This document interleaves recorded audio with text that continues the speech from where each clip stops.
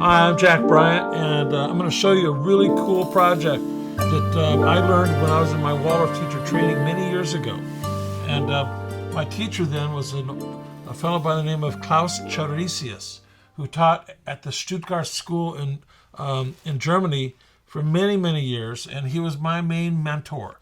First of all, he gave us this design.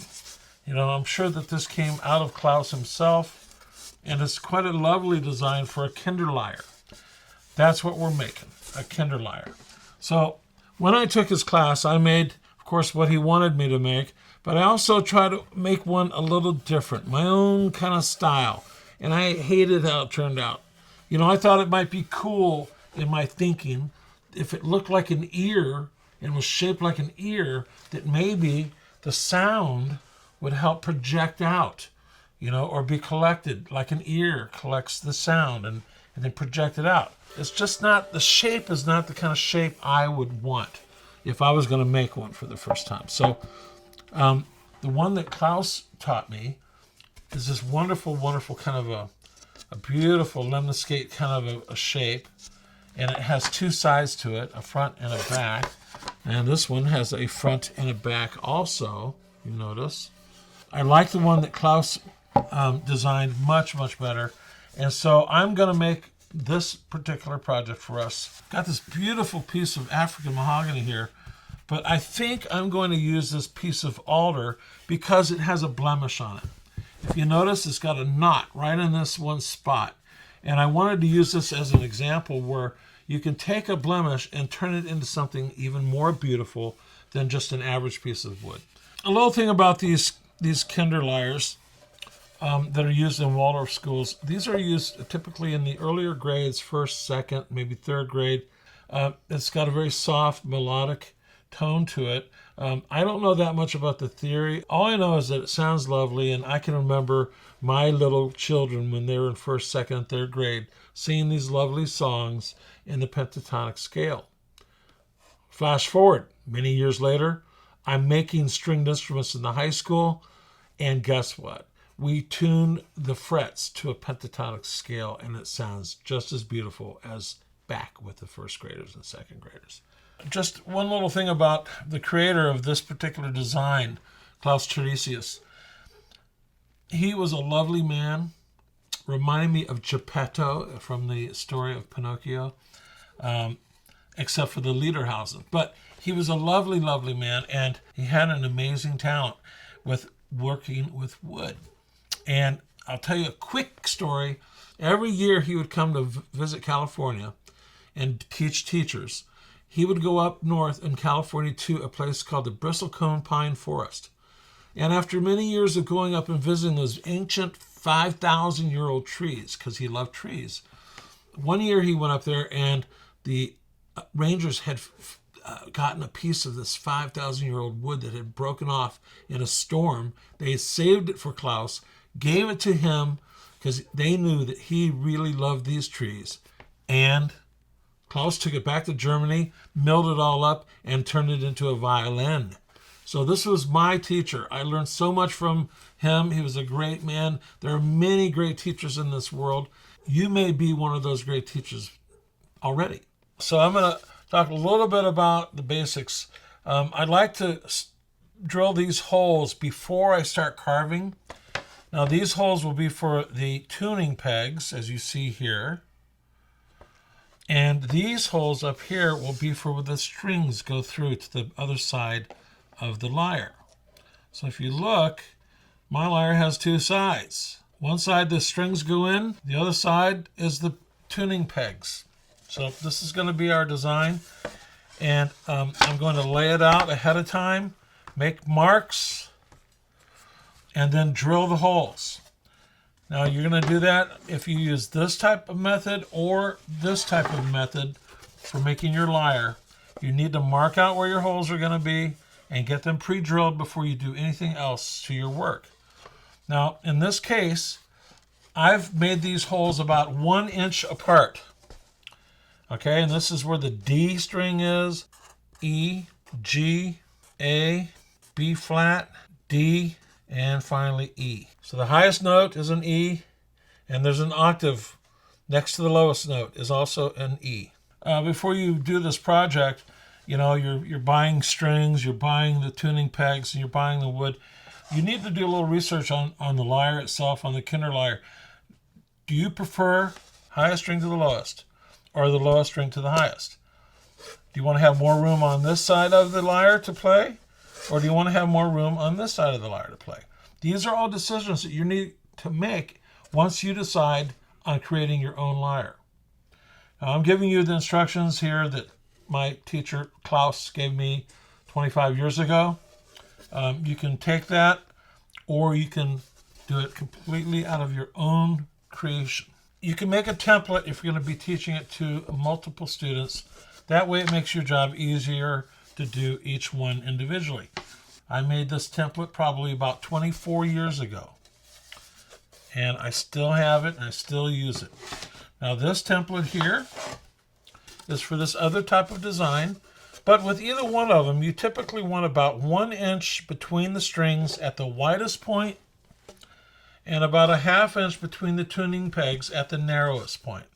Because I've already pre-cut this design here out of Klaus's, I'm going to show you what you would do if you're going to come up with your own design, or maybe use this other type of design, this very common design in Waldorf schools. In this case, we're going to make these tuning pegs about a 1/2 inch apart, maybe 5/8, and the strings are going to be about 1 inch apart, maybe 1 1/8 inches. Now, if you're left-handed, you hold it like this. The low string is on the bottom. If you're right-handed and you hold it like this, then the high string is on the bottom. So on the one I'm carving today, the low string will be on the bottom, the high string on the top. I'll talk a little bit about the tools that we're going to use. I always have lots of these in my shop, and they're very, very sharp. I recommend that the students start cutting it out like this.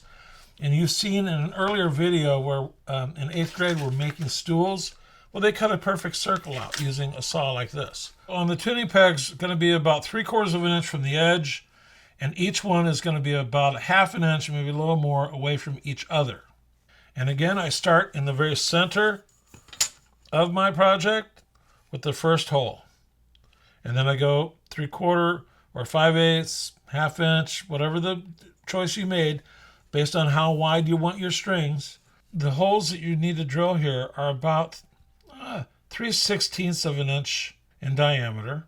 And up here, maybe about 1/8 of an inch in diameter. So it's a little bit wider down here and a little bit narrower for the string holes. Once we have the holes for the tuning pegs laid out and drilled, and we have the holes for the strings laid out and drilled, the next step will be to put a hole all the way through this portion of the lyre. And I'm going to use a brace and a bit to make that hole. There we go, I think we're through. This will be the longest string here. And so this will be the deepest part of my lyre, right along this whole edge here. That way it'll collect the sound down in that deep little well, similar to what my old lyre's like. It'll collect that sound and transmit it up and out and into the room that I'm playing in. Now the highest string will be over this area, and that will be the shallowest spot. So I'll put S to mean shallow, and then the X is going to be deep. So I want to keep this around this, and then slowly it's going to get shallower and shallower to this point here. So now we have it all laid out. You got a good idea where everything is. You know where the deep places are and the shallow places.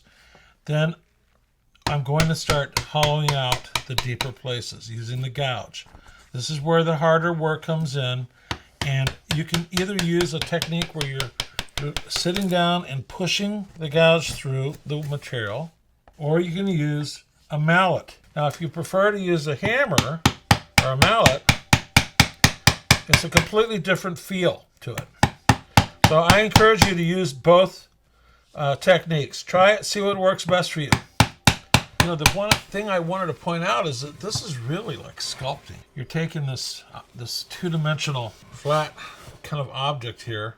This side here is going to end up curving around, This will come down. This will come down. Keep hollowing away, making this hollower and hollower, and trying to get all these surfaces to metamorphose into this beautiful, smooth, flowing, musical kind of shape. So anyway, this is how far I've gotten, and I realized that I need to come out here because this is going to start curving over and around this way. I still need to get more hollowness happening up here, up to about here, and then it's going to also curve out and around. But I need it to be quite a bit deeper in this area here. A little bit deeper here. So that's what I'm going to work on next. And I don't want to start cutting that other side yet until I get this side mostly done with the gouging, because I don't want the back side to be uneven and rock around as I'm carving. All right, so now that this is clamped in nicely, I'm going to use this gouge here. Now, all of these gouges are made by a company in China, and I like these quite a bit. Now, of course, this is our, woodpecker knife, that I use quite often on a lot of different projects. Now, this project is not a beginner's project, as you've probably been able to figure out by now. The skill to make a project like this is developed over a number of different practices that we do. Practice, practice, practice. You can never practice too much. So all the projects we've made up to this point are giving us practice to use all these different techniques that we are using in this project. So, sometimes you get bored with using a particular tool, so you may want to put it down, pick up another one, and then you realize, oh, I should have left it with that one. That one's sharper. Okay, but it gives you a little bit of a different feel each tool that you use. Now, at some point, you may get to a point where I want to start seeing some rounded edges out here and give it a little bit more of a softness to it. So now what I'll do, just because I can, I want to break up the board, is I'm going to get my Shinto rasp out, my saw rasp, and I'm just going to clean up some of these edges a little bit with the rasp, smooth them out a little bit on this one side. So like many of the projects that we're doing in the Waldorf School, you're sculpting. It's not so much the carpentry aspect of it, but what you're doing is taking a piece of material and your will is metamorphosing that into another completely different kind of a gesture. So we went from this kind of flat gesture, piece of board, cut out the nice shape to it, nice kind of arched shape with a teardrop to it, maybe like a leaf, very common in nature. And now we're actually creating this hollowed out, sculpted form on this side. But it's got the polarity of this inner, and this outer. Anyway, I like hand tools. Now, I'm sure that I could get, power tools that get in here and hollow this all out, create all these shapes out here using band saws and power drills and so on. But I like using hand saws, hand tools, hand saws, hand drills. So here's an example of what I used for these tuners. And I think every shop should have one. It's a little set of drills that are in this little holder, and that's what I use to drill my holes.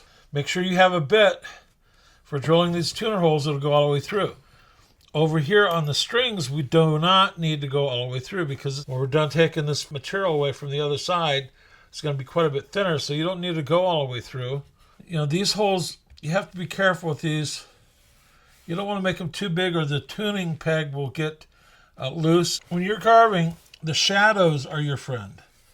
You want to be able to see these shadows, and that'll tell you where you're too deep or too shallow. Then I want to get some sandpaper out, and I want to start sanding some of these areas that are fairly smooth, but I can see that there might be a little unevenness. The sandpaper and the shadows will really help me with that. Sandpaper, as you see, has really smoothed out most of the surface, but every now and then you can see a little dip where the gouge went in a little deeper than the areas around it. And that's why I like to do this, because it gives me an idea of where I need to do a little more gouge work before I finish with all my sandpaper grades.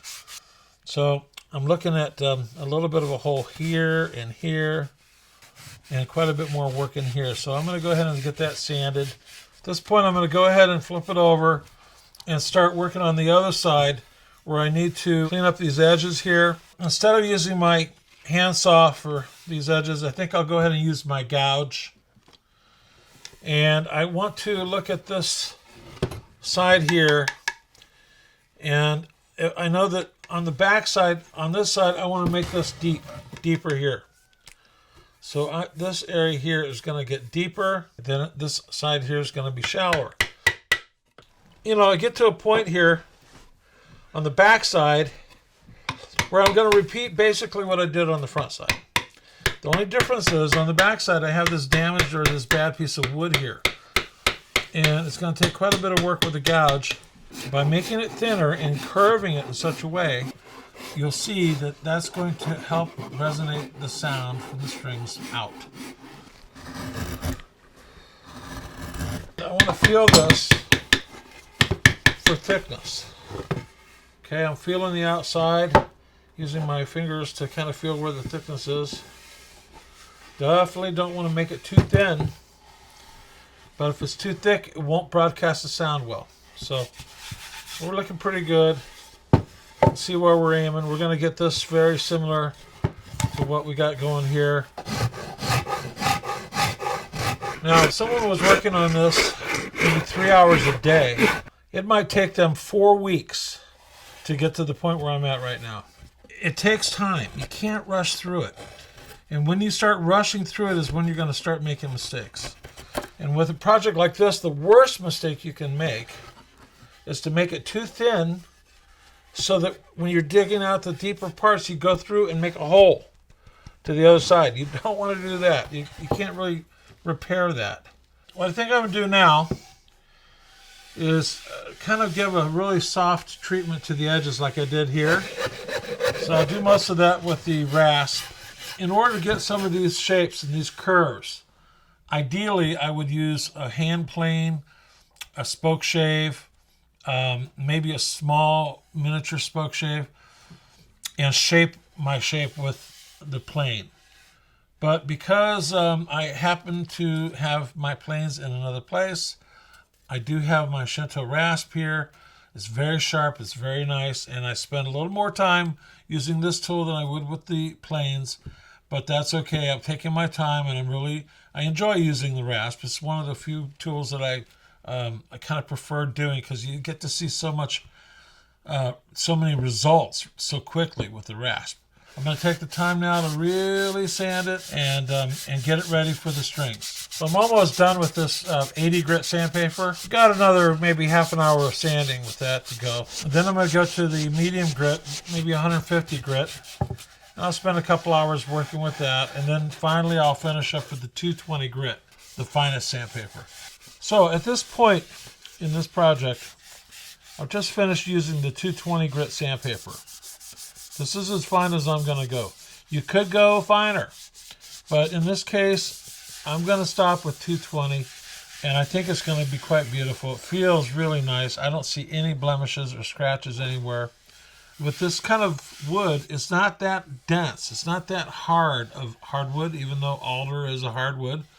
If it was working maybe with walnut, I might go to a 400 grit sandpaper because walnut's a lot denser than the alder is.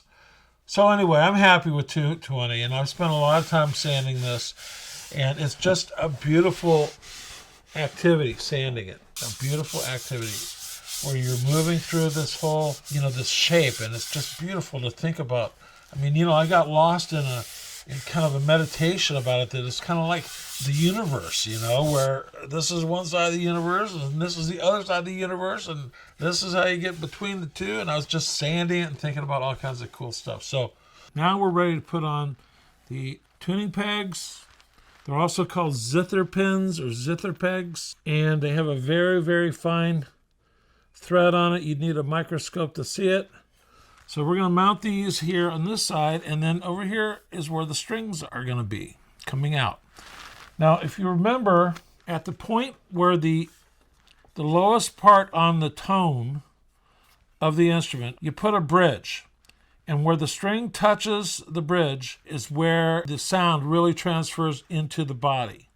Not where the string's attached, but where it first touches the body of the instrument. with this project here, we're going to be mounting these pegs, they're tuning pegs, how we're going to tune the instrument right into the wood here, and that's going to be, each one of these is going to become the bridge of that string. Okay? Now, on the other end, if you remember, the first point at which the string touches the instrument, again, after the tuning peg, is called the nut. Now, so, obviously the theory is different. The tuning is on this side in this little instrument, and the tuning's on this side, but this is still going to be the bridge here, but we're going to have a nut on this end. We cannot have the string come straight out and then bend over to where it tunes, because it'll cut into the wood and it'll constantly go out of tune. So we have to control that cutting in, and there's several ways of doing it. One way is to take a little piece of fret like I have here and put a piece of fret in front of the string each way, each time, each string, or a long continuous fret. But I think that that's kind of ugly, and so we're not going to use fret material. Instead, we're going to use another method. At the hardware store, I can buy these little pieces. They're called rivets. Okay, and there's two pieces involved here. There's the neck and the shaft. So the neck looks like this, and the shaft, we're not going to need them. We're going to get rid of all the shafts. All we want is the neck. We're going to drill these holes all the way through, because my string is going to mount from the back side coming out this hole and over to our tuning peg. And the last one. Notice the little marks that the drill machine put on my wood. So now I got to sand that back off again. I'm going to go with the 120. And you'll notice these types of strings have these little brass barrels, if you want to call it that, on the end. Now, what I could do is I could feed this string through this hole. You see that brass barrel sticking out? We don't want that. We're going to drill a little bit bigger hole and make that go flush. I can see how it's flush. Okay, so now that these little nuts are in, which are really rivets for the strings, then I'm going to go ahead now and put in the tuning pegs. So you got to have a tuning peg key. It's a square head that fits these tuning pegs. And, I've tried all kinds of tools to get these in. I've even got a socket wrench, but it doesn't quite fit. And if it doesn't fit really well, you're going to end up scarring your tuning peg. So you got to have a key. Okay, I'm going to leave about that much sticking out so that I can still tighten it up even more once the string's in there. Trying to use any other tool than a tuning peg key made for this purpose, you're going to end up messing up your tuning peg. Guaranteed. And you're going to need this for the life of the instrument to be able to tune it every time you want to play it. So after thinking about it and seeing that the silver surface of this shine is about the same that you see on the tuning peg, I decided to go ahead and have these face up or face out. That's what I've done here. So when the string comes through here and bends and comes over to where it's going to be tightened at the tuner, at that point right there will become the nut for that string. So at this point, you're really tempted to go ahead and just put the strings on, but you've got to oil it or put some kind of protection on the material. So now just a little word about the strings before we go ahead. So I've pre-prepared 7 strings. The deepest tone is the thickest string. The highest tone is the thinnest string. So now I have 1.024, 1.020, 1.016, 1.014, and I have one of them, maybe 2 of them at 0.012. So now my favorite part is to install the strings and tune it up as I go. I want to turn the peg in a clockwise fashion to tighten up the string. Now when I first go in here, I want to tie the string and loop it through and so that it will not come unstrung this is going to probably stretch a little bit more, so I'll have to retune it every time. And so the next string is the 0.020, which is the next thickest one. Well, as you can see, this took quite some time, a lot of effort to put this together. And, you know, it's not something that a beginner would be doing, to tell you the truth. And in fact, you want to make sure that you have made one of these yourselves at least 3 times before you start trying to teach it to kids. So if you remember, when we began this project, I pointed out this piece of wood has this flaw, this knot. And I didn't want it to go to waste. And in fact, I think this actually makes it more interesting looking. You know, it's kind of something, there's something about it that really gives you the sense that this is a real piece of wood, came from a real tree. It's not fake, it's not plastic, and it's not perfect. Thanks for joining us and watching us make this beautiful project. You take good care of it, and it could last for hundreds of years in your family, passed down generation to generation. But it is fun to make, and make sure you protect it with some kind of a cover that it won't get damaged. So thanks for joining us. Stay tuned for the next project coming up.